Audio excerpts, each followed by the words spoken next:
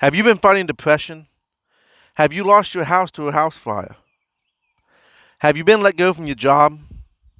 Has the love of your life walked away from you and left you heartbroken and in despair? Have you broken your leg and not been paid for it yet? Are you feeling like a loser in such a form in which no one cares about you? Then look no further than the Dark Order. We care for all of our members. Evil Uno and Mr. Brody Lee are the strong leaders of the Dark Order. They care for each and every one of us. You want to be a winner? Then look no further. There is hope, and your future has never looked more bright than being a part of the Dark Order. If you are interested in joining the Dark Order, go to www.jointhedarkorder.com and sign up today. Thank you. What happened? Holy crap. Welcome, ladies and gentlemen, to the Jamez Report. I don't know what happened. I just kind of woke up right here. As you can see, I had joined the Dark Order. I got my Dark Order shirt on. I felt a little funny since putting it on, but welcome to the Jamez Report. We're going to do a rundown of Monday Night Raw, the important things that happened, storylines that could or could not be forming right before our very eyes. Is Sasha Banks really the new Raw Women's Champion? Who won between Randy Orton and The Big Show? All that and more coming up on today's Jamez Report.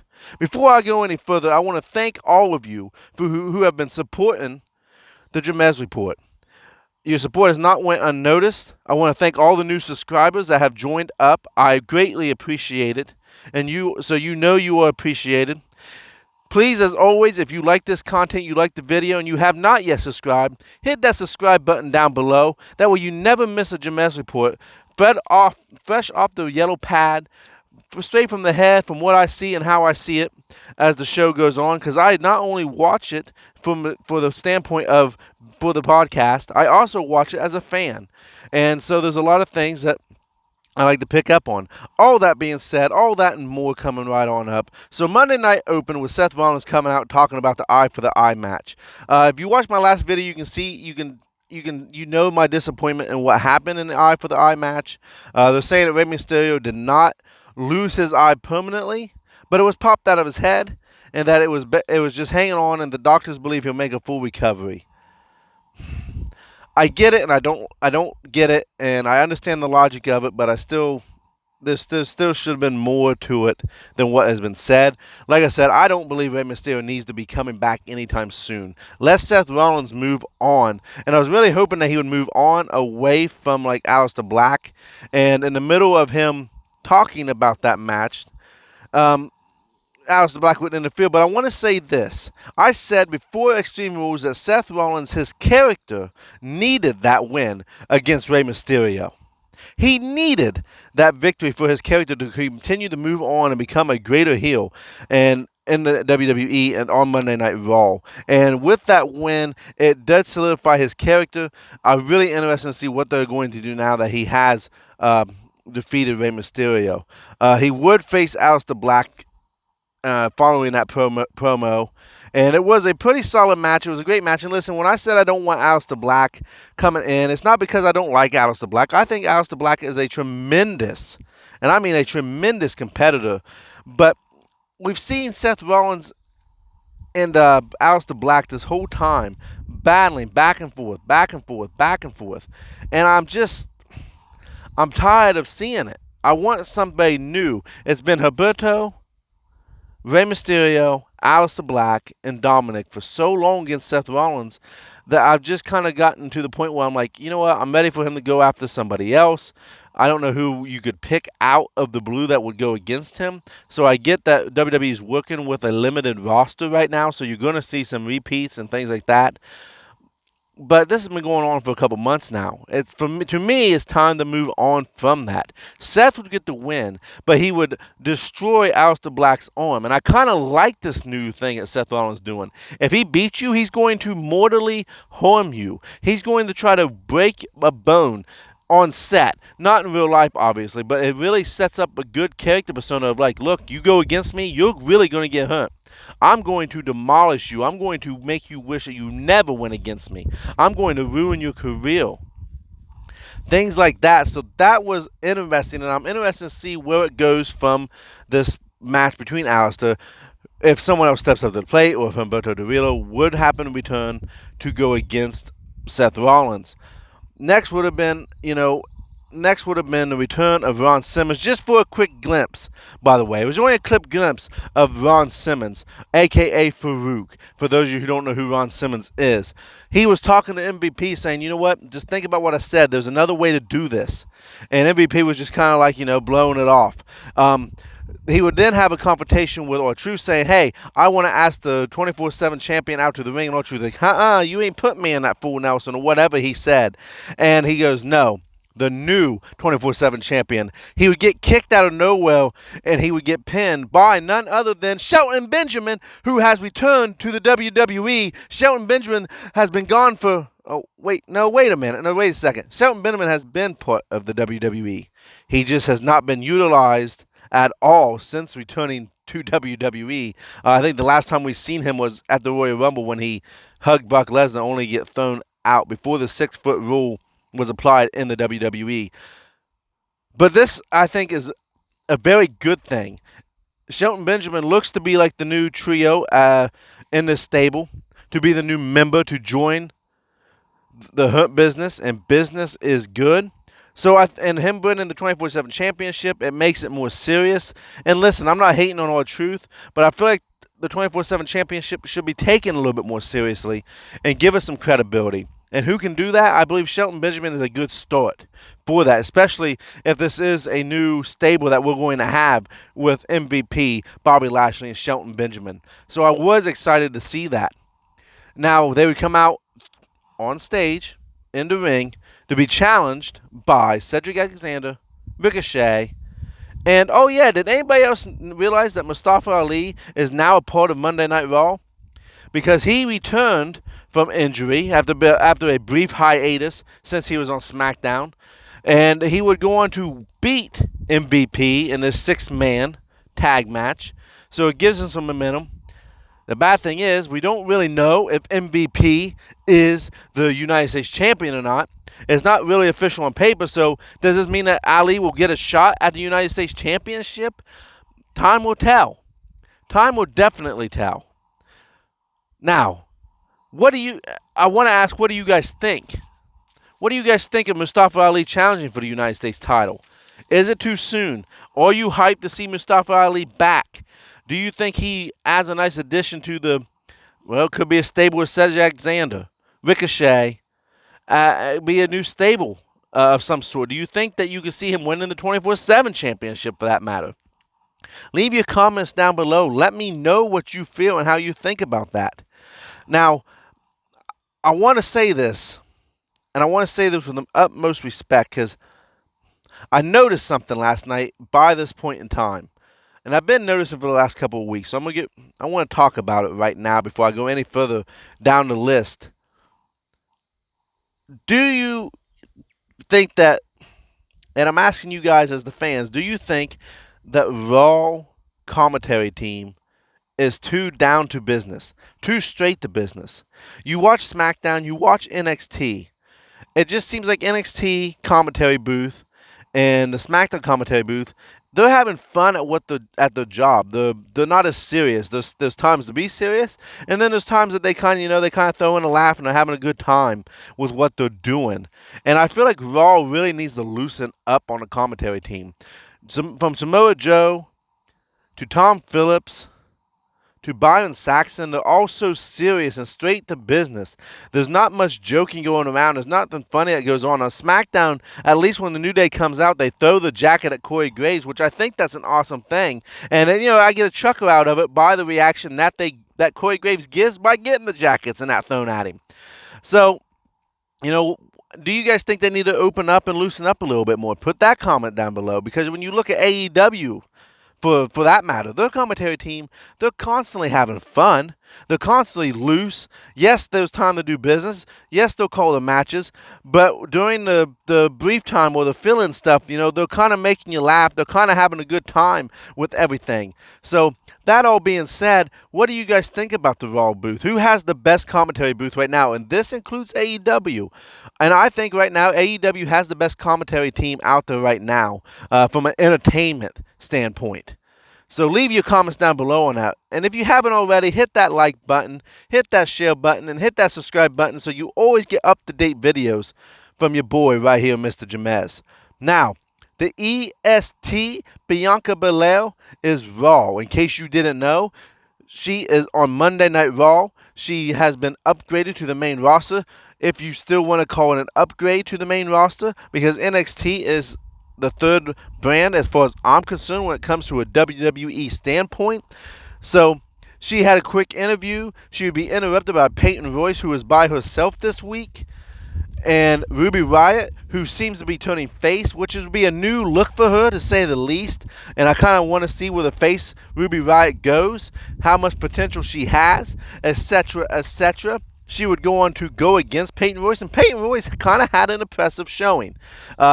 Because I never considered Peyton Royce to be the stronger wrestler out of her and Billie Kay of the Iconics.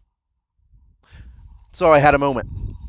But you cannot talk about Peyton Royce and Billie Kay without wanting to do the whole Iconics thing that they do. It's something fun to do. And, if you can't have fun on this show, then I ain't doing my job. I want to try to make you laugh, even if it's something corny. So she would go on to get beat, though, by the way, by Ruby Riott. Peyton Royce would actually control most of the match, only to get beat at the very end. So it was kind of an impressive showing. It wasn't the night match of the show, but it was an impressive showing. Now, here's the big segment that a lot of you probably asking questions about and probably wondering, like, come on, Jamez, when are you going to get to this point? Is Sasha Banks the new Raw Women's Champion?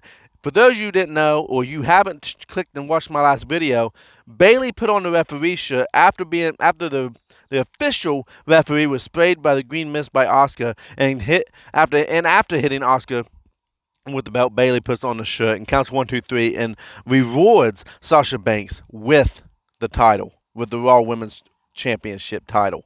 They come out celebrating, saying that they had won the title. Of course, Asuka would come out and interrupt alongside Kairi Sane, only to be interrupted by Stephanie McMahon, who returned to Raw via video. She wasn't there in person, and said, look, next Monday night, we're going to have a match between Asuka and Sasha Banks, since neither one of them officially won the match at Extreme Rules. The belt is pretty much up in limbo. Anybody could grab it. And pretty much said and told Sasha that if Bayley interferes at all with that match, Sasha will officially lose that match and lose the title at hand. The same will go for Asuka. That if any interference whatsoever from Kairi Sane, from Bayley, etc., then the respective party would lose the match automatically, even through a disqualification. They would lose the belt. Now, I'm actually excited about this. This better be the main event on Monday Night Raw next week. I don't care what people say. The women, when they main event Monday Night Raw, it's exciting. I love watching the women main event stuff like this because they deserve just as much respect as the men.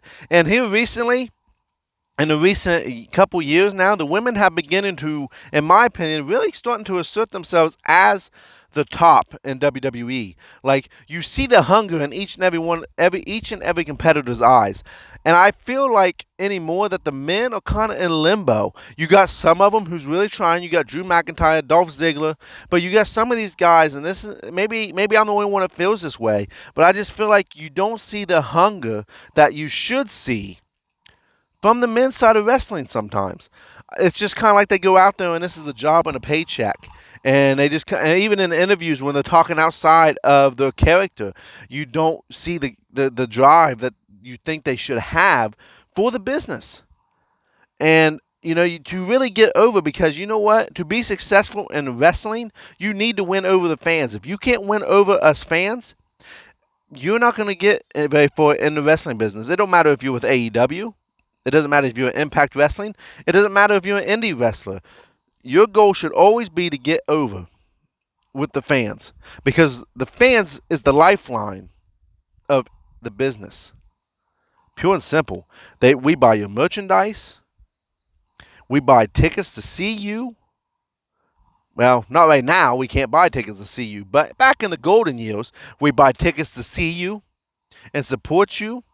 So put in that effort, like I said, like the women are doing right now. The women's revolution is real, folks. The women's revolution has been here, and now it's the women's division. Pure and simple, straight to the point. Don't at me on it. Please don't at me on it.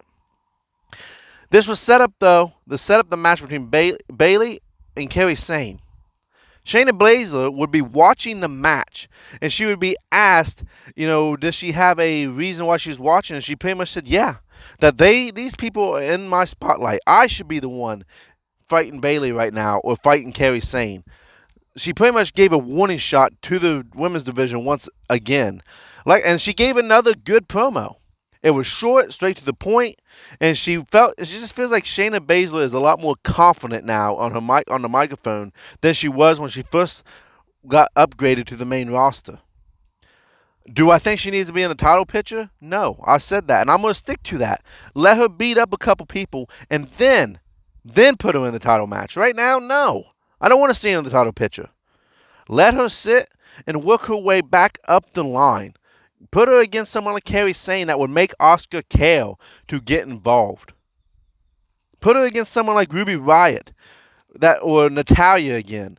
Or somebody who's going to help her get over and get that heel persona moving in the right direction again.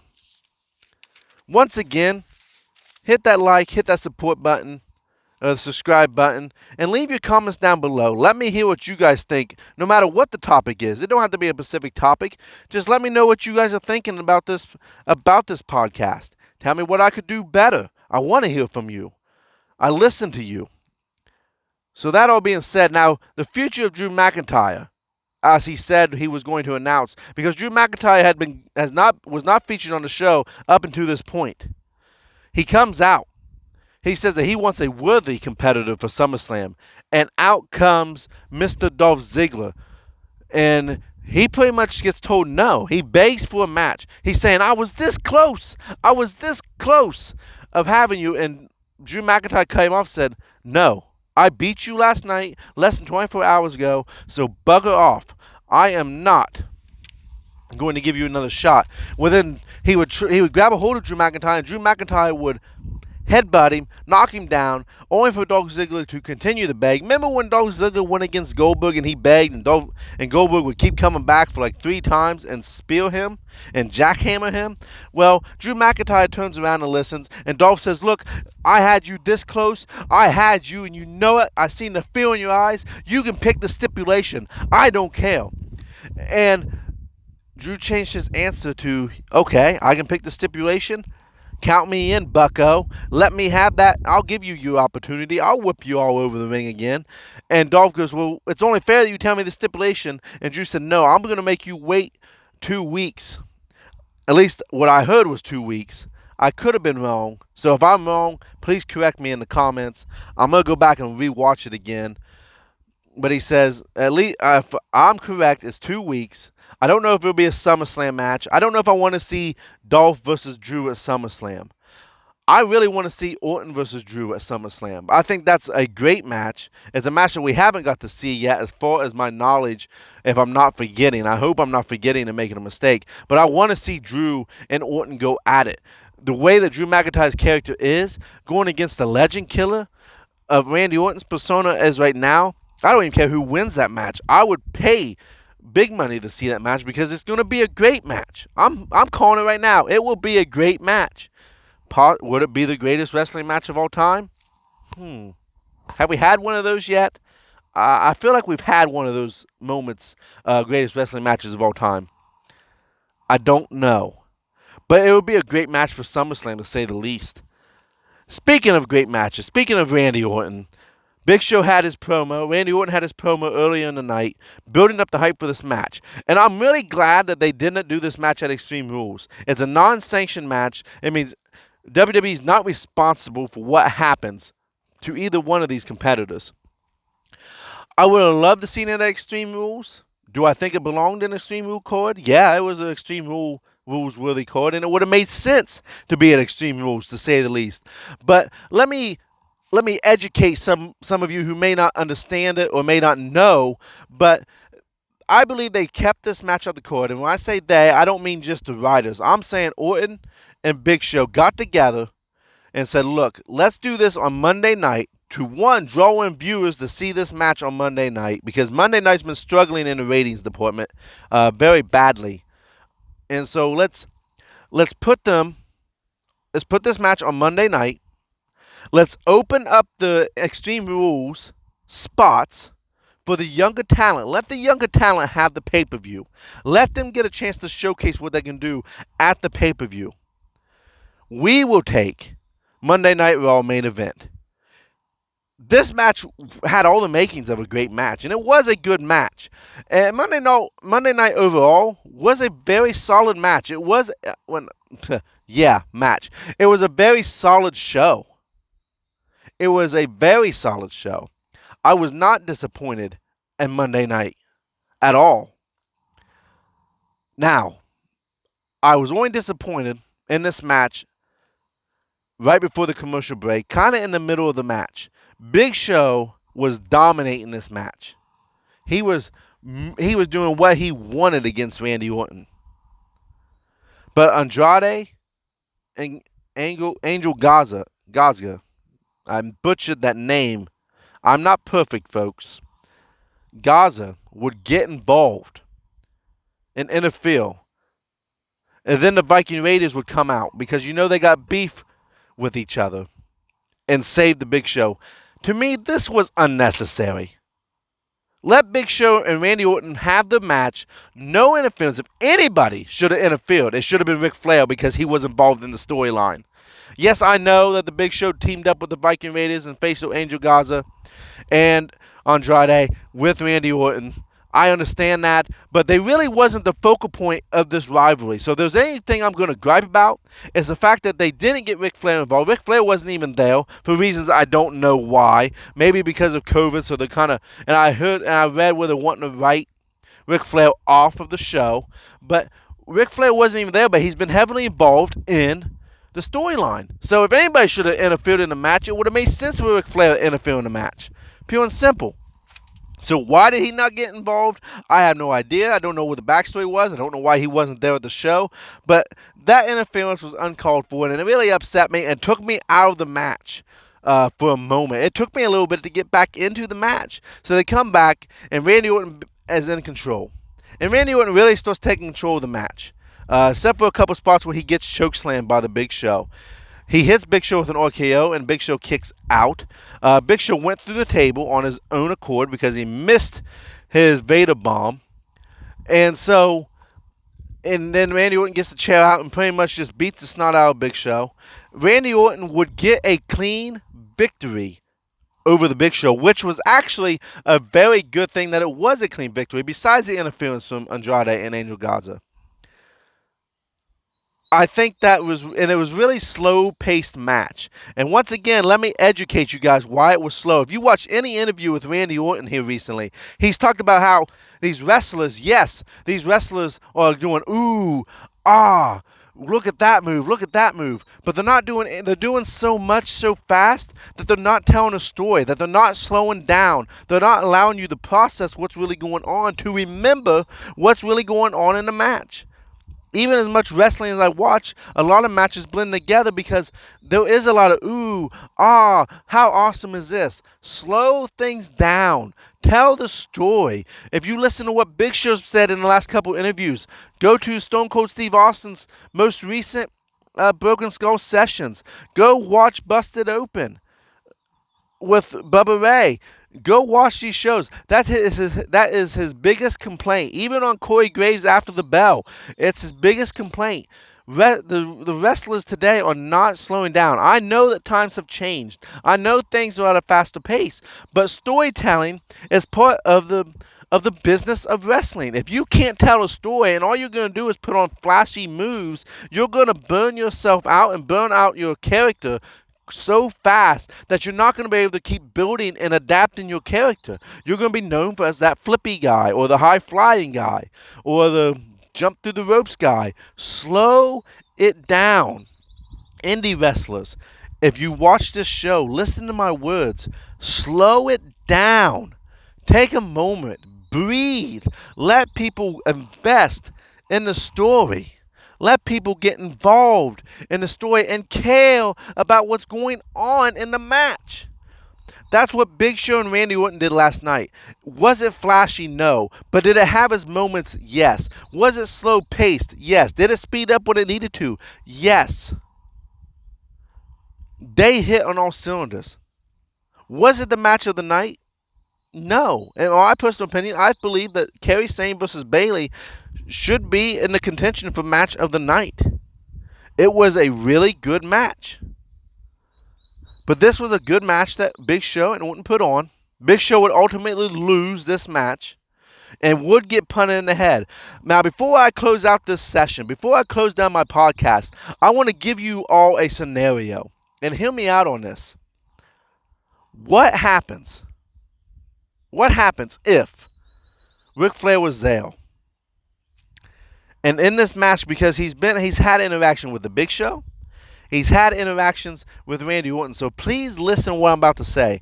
What if, in the middle of the match, there comes a crucial point where Big Show is down, Orton is down, and they both kind of look at Rick and go, I need your help.